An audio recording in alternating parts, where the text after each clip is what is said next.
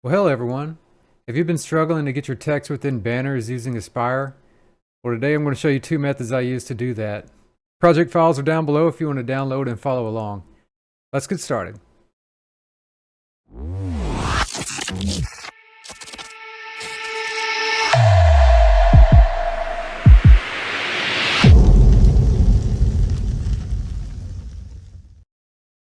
Okay, so the first thing we need to do is import our banner.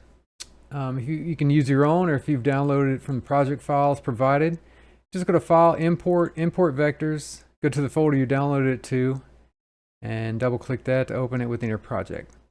Okay, so that's the AI file that is included that you can download and try for yourself.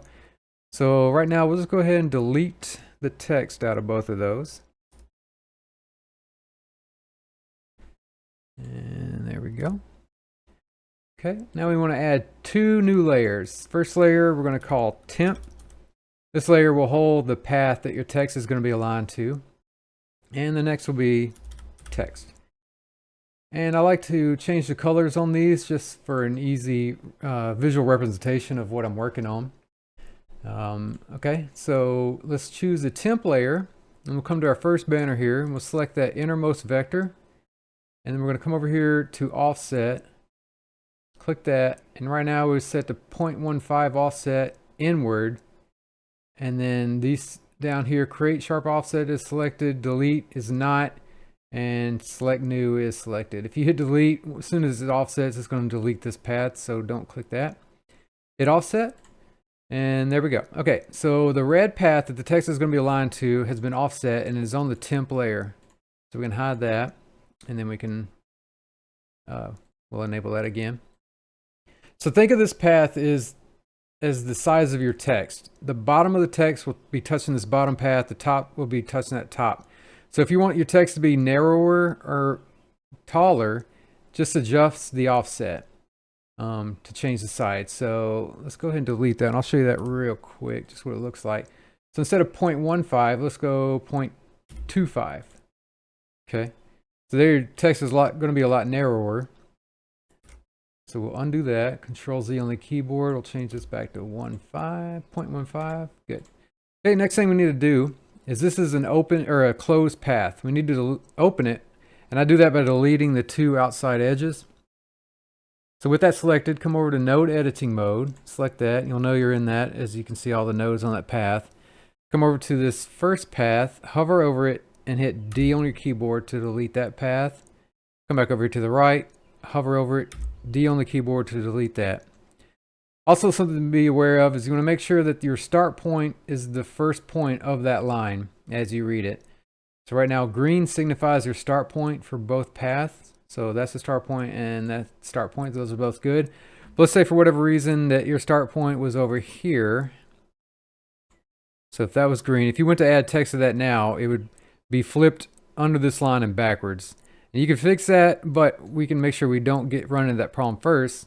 We're coming over here, right-clicking on the node, and then make start point. Good. And again, we'll just double check both of those. That one's good. That one's good. Okay.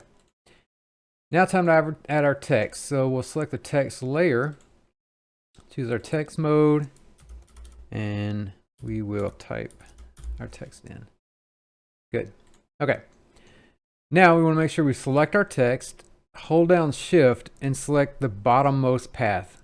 So text, bottom path in that order. Then come over here to text on a curve, select that.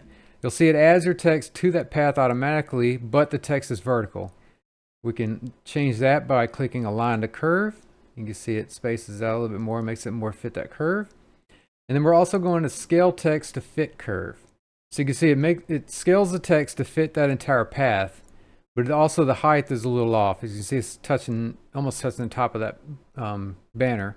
We want it touching this line. So Aspire provides a couple ways you can do this. So with those still selected, let's come over here to this first slider, the scale. Let's slide that down. You see the text starts to move in a little bit, get a little smaller. Let's say, got that there, that looks good, like that. And then we can leave that like that, and that would be fine. But let's say you want this text to be spaced out a little further with a little bit more spacing between each character. So we can move this back up You can see this text is above our path now. Now we come down to text spacing and drag that to the right until your letters just touch that line. Just like that. Good. Close that. Hide that temp layer. There you have it. Sergeant within banner. Okay, let's move down to this bottom banner and I'll show you another method I like to use to add text. Go ahead and select our temp layer again. Choose our innermost path. Come back to offset, inward. This time we're going to change this to 0.2 and offset that. Good. Okay, next step again is we need to open this path by choosing node edit mode. And then last time I showed you can hover over this path and hit D on your keyboard to delete it. You can also right click using the mouse and cut vector. Right click, cut vector, and then select that path that you just isolated. And then hit delete on the keyboard to delete that. And come over here and do the same thing. Cut vector, select it, and delete it. Okay. Come back, choose our text layer, and we'll type in our text.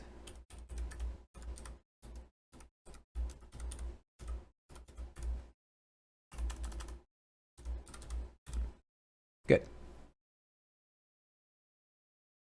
All right. Now we'll start doing adding text to this path as we did the first time. But for these banners that curve downwards, or you're adding text to paths that curve downwards like this, I like to use this top path instead of the bottom one. It's just easier to get your text to align right. Kind of finicky when you use the bottom one when it curves up like that. So select the text, hold down shift and select that top path. So both those selected, come back over here to text on a curve. Now you can see it added your text vertically above that curve, which is fine. We'll just align the curve, and then we're going to choose below curve. So there you have it. Text is below your curve. Let's go to scale our text again. That way it scales it out. Now, as it stands right now, we can adjust the spacing, but as you try and make your letters larger, they get closer together, which isn't good depending on the look you're going for. So we'll leave that where it's at right now. So the text isn't going to get any larger as it is right now. But we can offset it from this path. So select text, hold down shift, select that path again. And let's mess with this offset. Let's do 0.05. So you see it drops down. Let's go 2. Okay. So you just want to keep messing with the offset, changing that until your text is centered within that banner. So if we hide the temp layer, you can see your text is centered within that banner. It looks good. Skinnier text, that's fine if that's the look you're going for, but let's say you want that text to fill the banner. Easy to do. We will just delete that. Activate our temp layer again.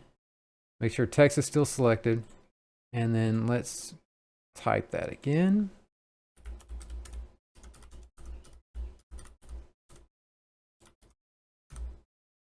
Good. Okay, now this time, instead of text along path, we're going to select the text, hold down shift on the keyboard, select our bottom path, select our top path. So text, bottom path, top path, all three selected in that order. Now, like I said, instead of using text on a curve, slide down here and let's choose distort selected objects. Click that. And then we want to click this between two curves. So we're distorting between two curves. Those are the two curves. Those paths are the two curves that we're going to be storing this text within. So once those are all selected, select that, hit apply, and there you have it. You just put the text between those paths, stretching it from the beginning of the path to the back of the path. And we'll go ahead and hide the temp layer. And there you go. The two methods I like to use of adding text to banners within Aspire. Hopefully you found this tutorial helpful. If so, please share with someone you think could use this information, and like and subscribe for more how-tos and tutorials. Comment below with any questions or suggestions you may have.